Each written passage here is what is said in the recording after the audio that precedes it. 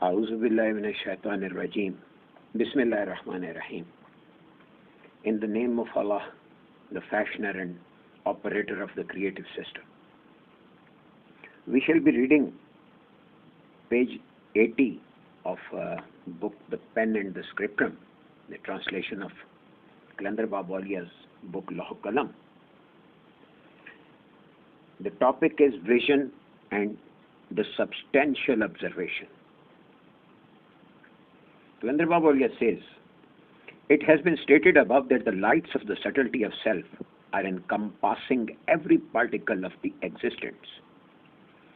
One ray of this subtlety is termed as vision or basara, which circulates in the whole circle of the universe.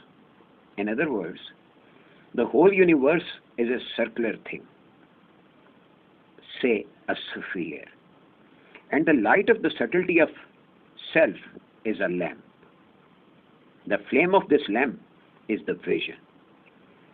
Wherever the flame of this lamp is reflected, its surroundings and precincts are sighted by this flame. There are grades and varieties in shades of all the lights of this flame of the lamp. At some places, the light of the flame is dim. At places, it is dimmer. At others, it is bright, and at certain places, it is blazing bright. The things upon which the light falls very dimly, a fantasy of the same is produced in our mind. The things which come under the dim shade of the light, a thought regarding those things occur in our mind. The things upon which the bright shade of the light falls, image of those things is formed in our mind. And the things which come under the direct blaze of the light of the flame of the lamp are sighted by our sight. Thus, there are four primary stages of the light of the subtlety of self. Each stage is a step of observation of the lights of the subtlety of self. Observation is the reach and access of the sight to any of these lights, whether it is dim or bright. Substantial observation, or to say shahude nafsi, is the name of such an ability which even converts the faintest trace of light into sight, so that the things which had been a fantasy so far could be sighted in their proper form, shape, figure, features, colors, and complexion.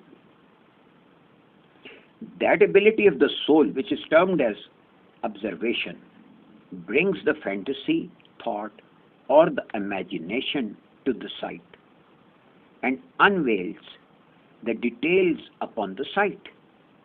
When this ability of the soul acts within the limits of the subtlety of self and expresses itself as a ruling principle in the lights of the subtlety of self, it fulfills those conditions which are particular for the senses of the wakefulness. And the manifestation of these particularities is called the substantial observation. The limits and range of action of the substantial observation is termed as javaya or confluence.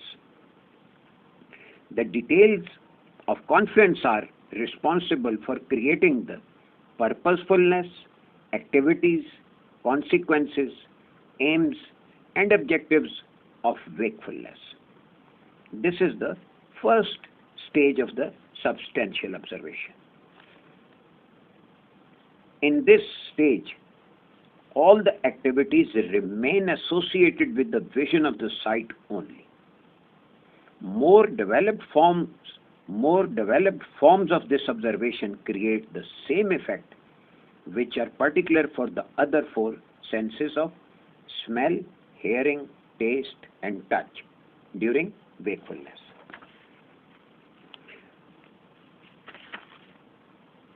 When the lights of the subtlety of self suffer a stroke, i.e., any of the sensation of the vision recurs repeatedly, other senses are formed gradually, step by step.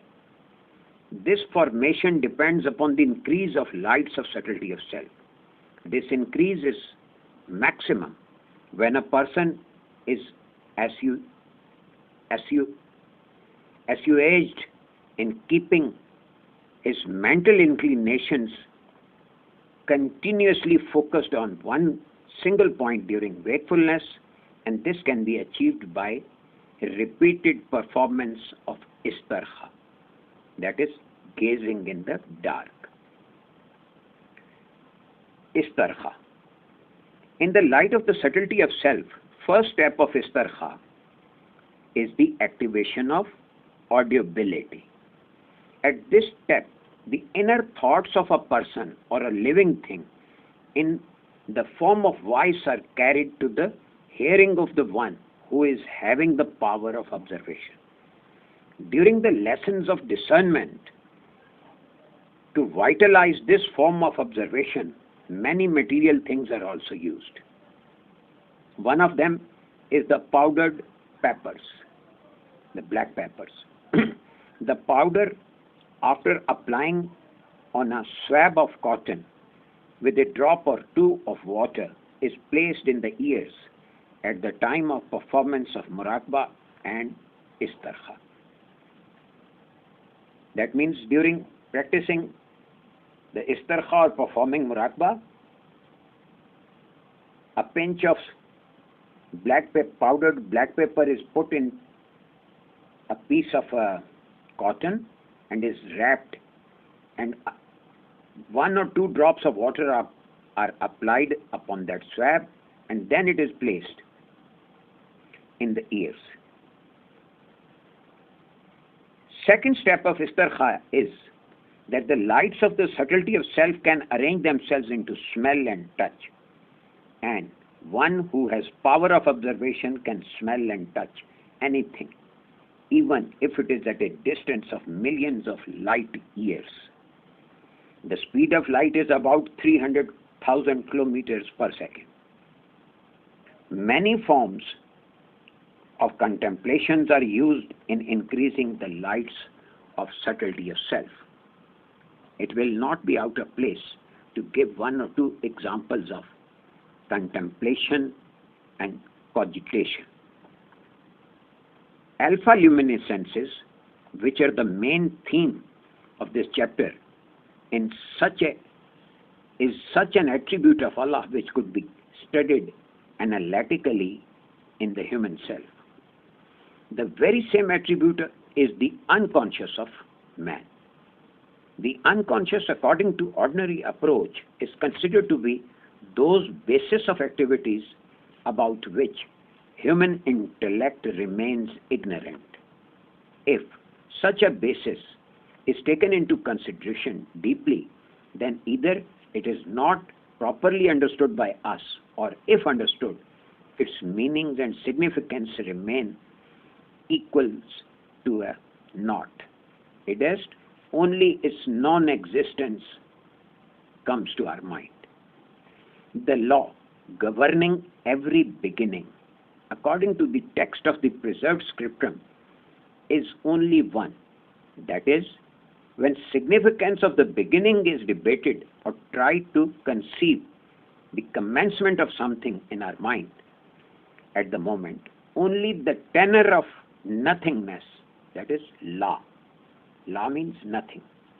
Nothingness is there in the depths of our concept. It means that in the first phase of a beginning, we are only introduced with nothingness.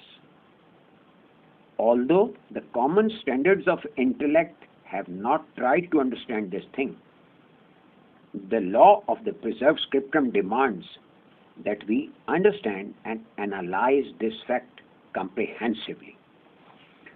Without having this law, nothingness, not an adverb of negation, analyzed, we would remain at a loss to understand this thing.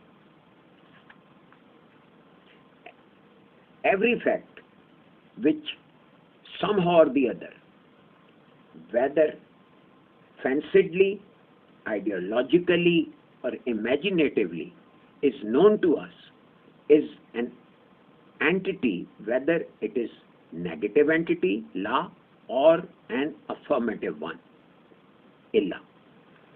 After having understanding of the modes of laws of preserved scriptum, we would be looking at any fact, whether it is negating or affirming, indiscriminately. When the affirmation, positivity, is called is, that is, we acknowledge its existence as an entity, then the negation or negativity is stated as is not. Idest, we consider this too an entity of whose existence we do not have any knowledge.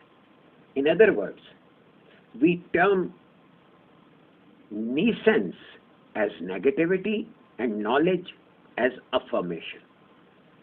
That which is called knowledge or affirmation cannot be identified by us unless the nescience is known to us. That is, first we recognize the nescience, only then the knowledge was cognized.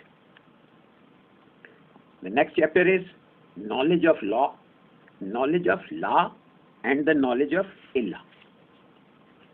Qalandar Baba Auliya says, when something is cognized, it is the cognition anyway, even if it is that of the nescience. And every cognition, according to the law of preserved scriptum, enjoys the status of a reality. We are therefore left with no other alternate but to denominate the cognition of the nescience too as knowledge. Cognition of nescience is termed by the Sufis as the knowledge of la or ilme la, and the cognition of knowledge as the knowledge of illah, ilme illah. Both these cognitions are two beatific visions of alpha luminescences. One, the La beatific vision, and the other, the Illah beatific vision. When someone preserves both these realities in his mind, then it becomes easy for him to understand the ingredients of the observation, that is Shahud. Then, every observation has only these very two components. The first of the two, the knowledge of La, is called the unconscious. When a student of spirituality wants to be acquainted with the unconscious, it is the knowledge of La, he has to forget about all the fantasies, ideas, and thoughts of the external world. He is required to cogitate about his inner self. It is to get to the innermost recesses of his mind. This contemplation is such an activity which cannot be limited to a particular form of any sort of thinking. We call this thinking as the cogitation of La. To wit, for a short while or for a considerable length of time, we try to remain in that state of mind when every angle is only that of nescience. This cognition of La could be acquired by practicing istarkha, gazing in the dark. Reiteration of istarkha causes the internal circles of mind to be vacated from every thought or idea of any sort. Or to say, the mind fully absorbs in cognition of La at that particular moment, and the unconscious is observed in this state of absorption. The luminescences of La are the part of the luminescences of Alif Lam Mim, the initial letters of second chapter of Quran. Understanding of the luminescences of Alif Lam Mim is associated with the understanding of definition and analytical study of the luminescences of La.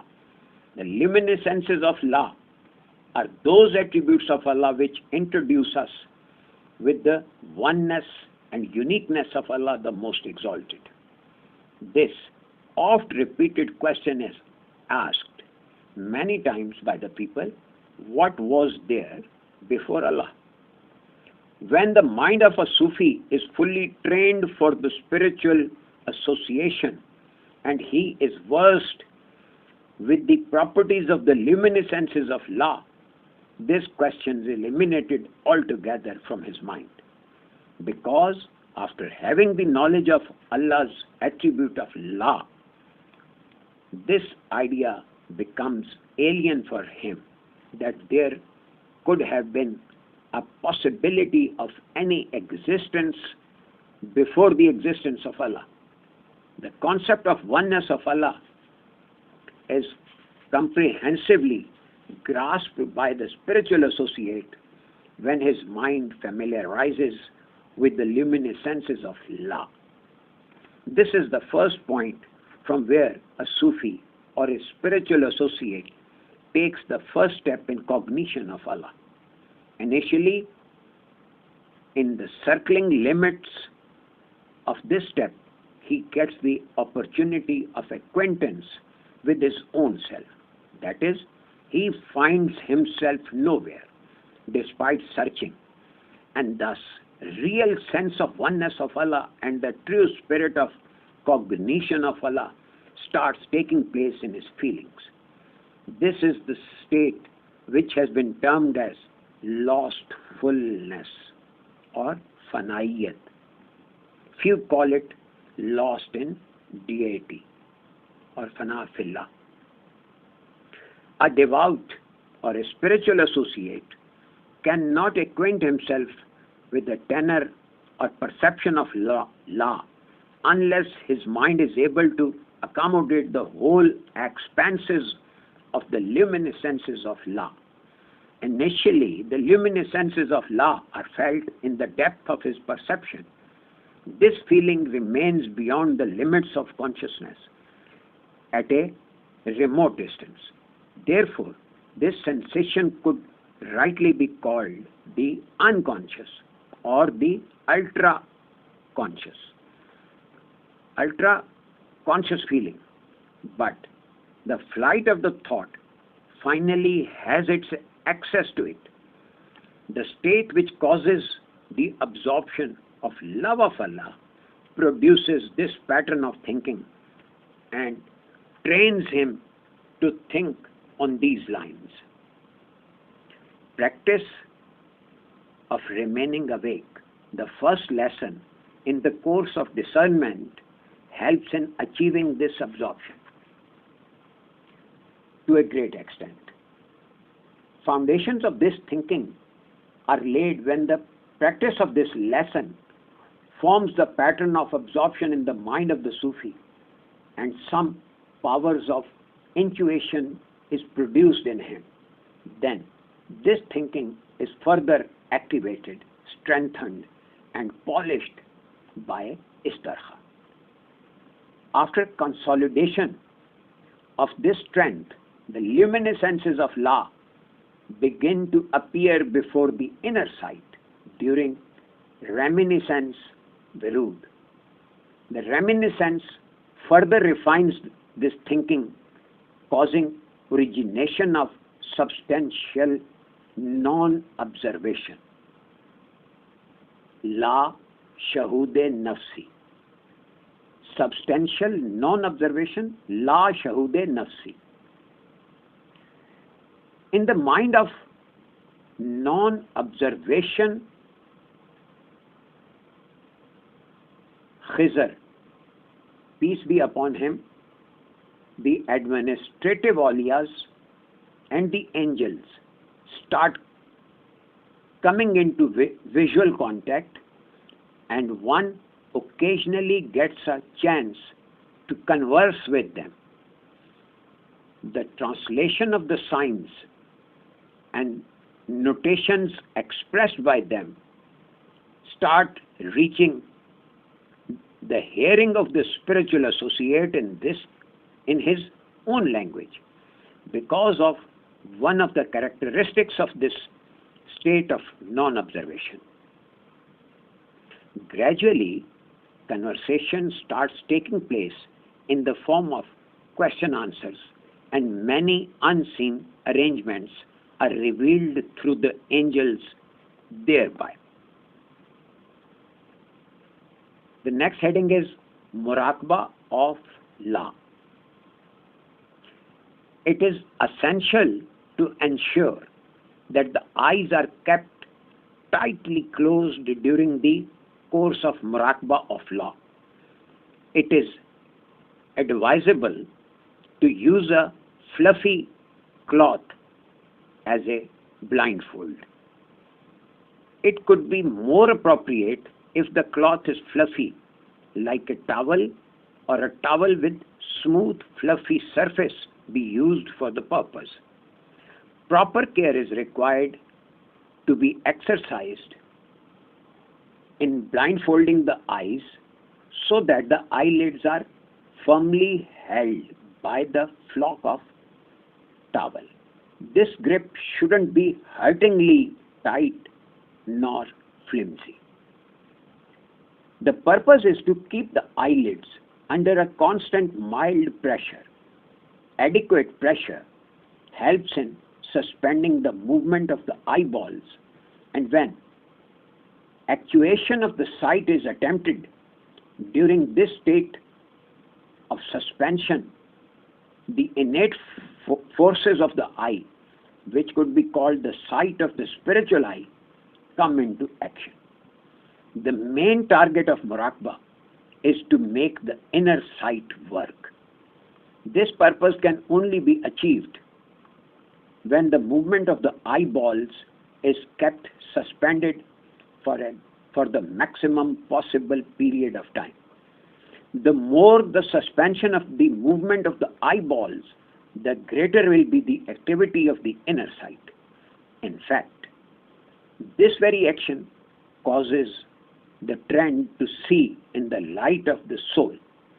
Suspension of the movement of the eyeballs causes an agitation in the subtlety of self, which results in increase in the activity of the innate sight.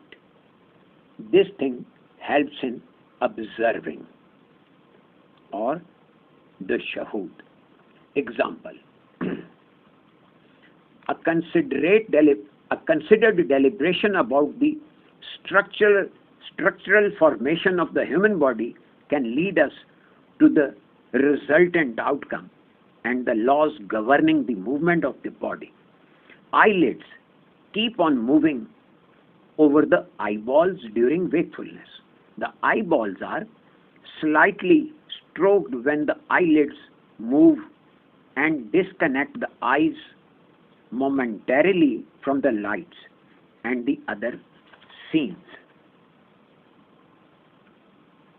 Analysis of this movement of the eyelids reveals that the eye gradually takes in the information about the things existing in the out, and the information collected are passed on to the mind in their order of collection.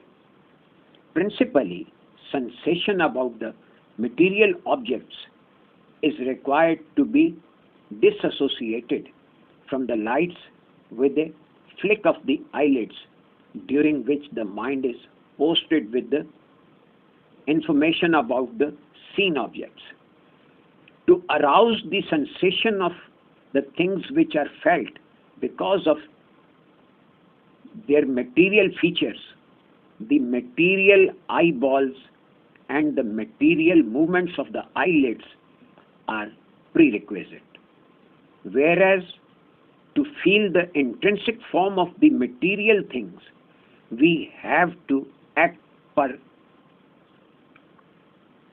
act per contra to this action, contrary to this action.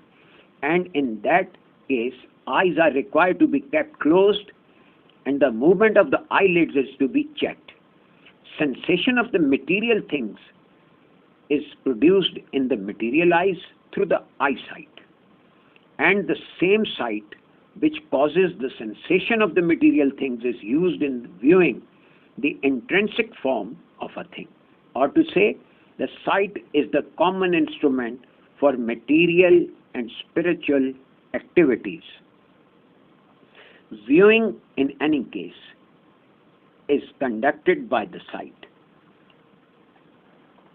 When, even after suspending the material source of sight, the sight is kept attentive, then according to the law of preserved scriptum, the intuitive power is bound to be actuated, forcing the sight to see the intrinsic form of anything, because proper functioning of intuitive power, that is Quwwat Alqa, is not possible unless viewing is not performed by the sight. This is how we can see the intrinsic form of a thing, something we intend to see. It is this type of visualization practice which has been termed as muraqabah by Sufis. Here, another bylaw comes under discussion. Just as the function of sight, according to the law of preserved scriptum, is common for both the material and spiritual observations, similarly, the functions of the will is also common in both the cases of materialism and spiritualism. When something is intended to be sighted with open eyes, first of all, movement is produced in the willpower. Motivation of willpower enables the sight to feel the external information. Similarly, if the willpower is not motivated, the sight cannot provide the information pertaining to the intrinsic form of an object. If somebody wants to use the sight for beholding the intrinsic forms habitually, he has to tame the movement of the will. That is, when a meditator closes his eyes, the will is pacified. It is necessary to habituate oneself to convert this lull of the will into motion, and this can be done through continued practice. When, despite the closure of eyes, the will is not debilitated and it remains in action with an average potential, then the sight will not be slackening in viewing the intrinsic forms, and supply of information about the obscure and hidden movements will remain continued. No difference will be felt in seeing with open or closed eyes when the practice of muraqabah is mastered. The intuitive power, according to the law of preserved scriptum, is responsible for propagation of intrinsic features, just as it is duty bound to produce the material effects. Amount of work performed by intuitive power is in spiritual values is equivalent to that done in the material values. Difference in the amount of the work performed by two individuals is because of the difference of the magnitude of the intuitive power in them. I think we should stop here. We'll be reading the page 92 onward in the next session, inshallah. Thank you very much. Stay blessed.